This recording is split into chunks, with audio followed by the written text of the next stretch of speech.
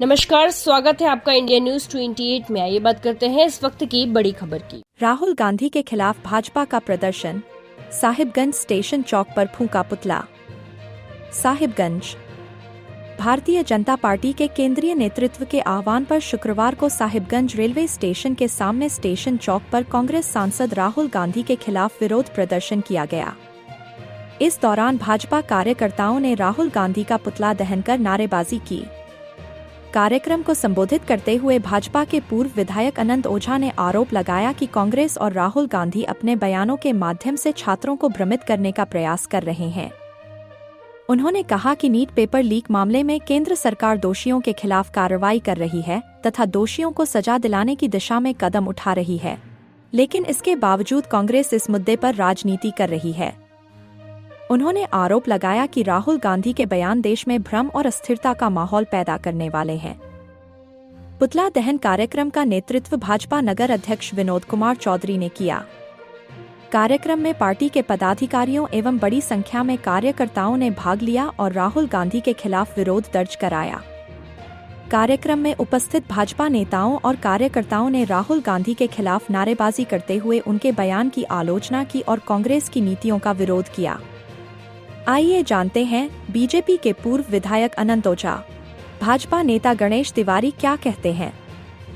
Santhal Pargana bureau Manish Kumar Sharma की report.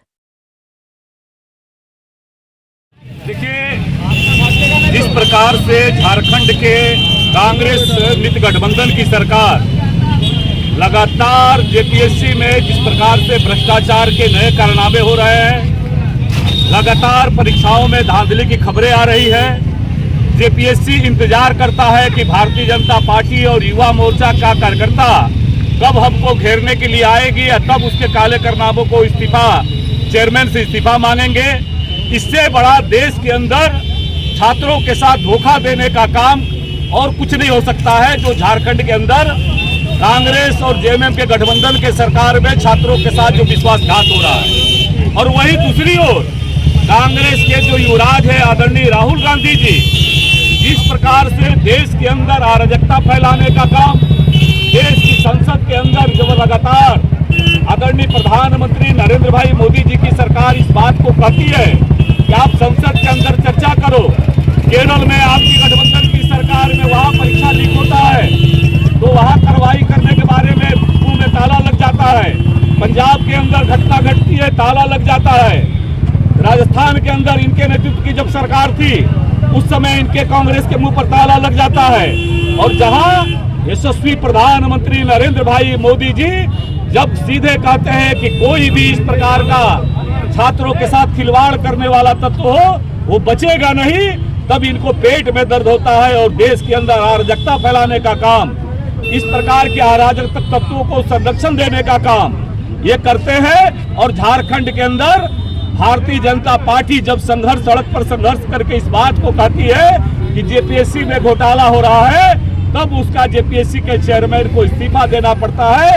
ये कांग्रेसियों का असली चेहरा है। और कांग्रेस के राहुल गांधी जी देश भर में जो अराजकतावादी ताकतें हैं उन अराजक तत्वों के साथ मिलकर के देश को अस्थिर करने का काम, जो कांग्रेस की पुरानी आदत रही है, चाहे नक्सल के खिलाफ विषय हो, चाहे इस्लामिक तुष्टीकरण के समय का विषय रहा हो, हर जगह देश के अंदर अराजकतावादी तत्वों का साथ और कांग्रेस पार्टी का हाथ आज उसके साथ खड़ा है।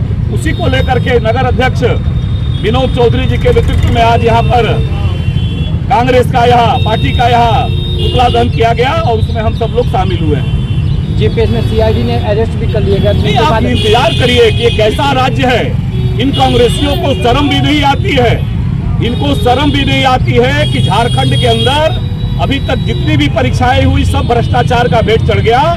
और जब भारतीय जनता युवा मोर्चा के हमारे साथी जब जा करके जेपीएससी कार्यालय का घेराव करते हैं, ये कांग्रेस वाले जेएमएम वाले इंतजार करते हैं कि भाजपा के लोग, भाजपा के प्रदेश अध्यक्ष वो कहे कि अब हो रहा है, भाजपा के नेता प्रतिपक्ष बोले, तब जाकर के इनको लगता है जब जेपीएससी कार्यालय का घेराव करने जाते हैं और तब इनकी सीआईडी का पुलिस रात में इनका चुपके से जाकर के और वहां छापामारी करने का काम करती है। इससे बड़ा देश के इतिहास में और शर्मनाक नहीं हो सकता है, उनके चेयरमैन को इस्तीफा देना पड़ता है। और ये कांग्रेसी बेहाया होकर के देश को अराजकता की ओर ले जाते हैं। जब देश का प्रधानमंत्री कहता है कि कोई भी हो जिसने भी छात्रों के भविष्य के साथ खिलवाड़ किया है वो बचेगा नहीं, लेकिन अराजक तत्वों के हवाले करने का काम, देश को करने का काम ये कांग्रेस पार्टी करती रही है। और इसीलिए ये देश की जनता कांग्रेस के चेहरे को पहचानती है। और इसीलिए अब जो कांग्रेस है वो गिने चुने लोग हैं। झारखंड की जनता से कांग्रेसियों को माफी मांगनी चाहिए कि किस प्रकार झारखंड में छात्रों के भविष्य के साथ ये खिलवाड़ कर रहे हैं। तो लोग भ्रष्टाचार के फेर में हैं, युवाओं के संग खिलवाड़ किया जा रहा है। कांग्रेस पार्टी परजीवी हो गई। कांग्रेस पार्टी 74 के दिन भूल गई। कितना बड़ा 74 में आंदोलन, छात्र आंदोलन हुआ था। उस समय ये किसका देन था? इन कांग्रेसियों का देन था। और कांग्रेस ने मीसा के तहत छात्र नेता को जेल में बंद किया और जितने भी विपक्षी नेता थे सबको जेल में बंद किया, पत्रकारों पर प्रतिबंध लगाया।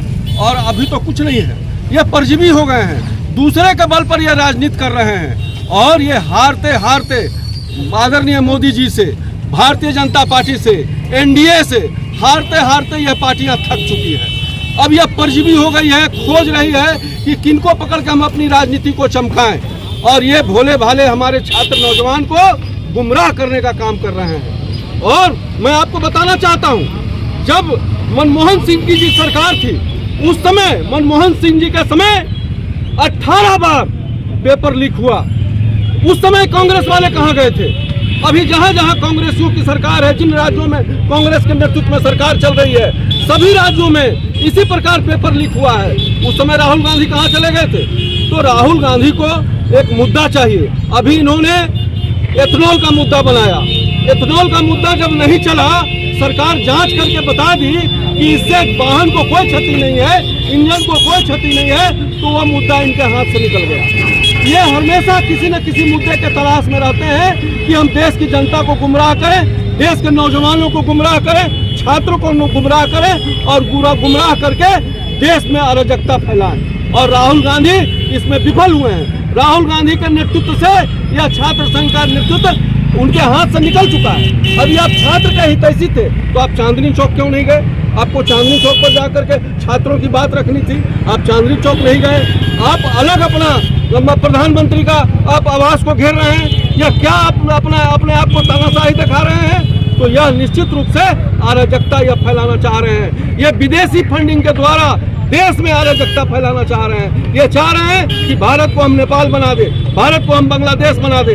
भारत और नेपाल और बांग्लादेश कभी नहीं बनेगा, भारत भारत ही रहेगा। यह राहुल गांधी को समझना चाहिए। इससे उनकी छवि और गिरी है और वह इस देश में अराजकता फैलाने की जगह स्टूडेंट को गुमराह करने का प्रयास नहीं करें। अब मामचुन अपना अनशन तोड़ दिए, उस पर नाराजगी है। कहते हैं कि अन्ना हजारे की तरह इन्होंने अन्ना हजारे की तरह अपने आप को अलग कर लिया।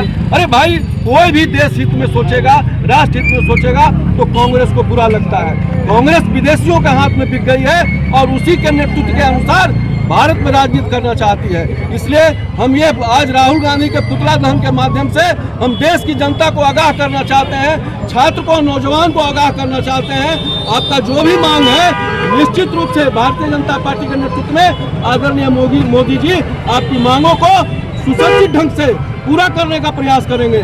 मगर ऐसे लोगों के आप गुमराह मत बनिए ताकि देशद्रोही का मामला हमारे छात्र पर भी गलत ढंग से न थोपा जाए। इसलिए राहुल गांधी और कांग्रेस पार्टी को आगाह करना चाहते हैं कि नौजवान छात्रों को गुमराह करना बंद करें। और कभी कहते हैं संसद में प्रधानमंत्री का हम लोग अभिवादन सुनना चाहते हैं, संसद में बहस नहीं करना चाहती है भारतीय जनता पार्टी। जब संसद में बहस करने का उनको निमंत्रण दिया गया तो वो संसद छोड़ करके भाग गए। तो वो संसद में भी बहस करना नहीं चाहते हैं, सिर्फ देश के नौजवानों को गुमराह करना चाहते हैं। इसीलिए मैं देश के नौजवानों से आग्रह करना चाहता हूं कि ऐसे लोगों के चक्कर में पड़ के गुमराह नहीं हो। और छात्र का जो समस्या है निश्चित रूप से वो देश की समस्या है और छात्रों की समस्या के लिए सब लोग चिंतित है कि छात्र के साथ अन्याय नहीं हो। बस बहुत बहुत धन्यवाद। भारत माता की जय।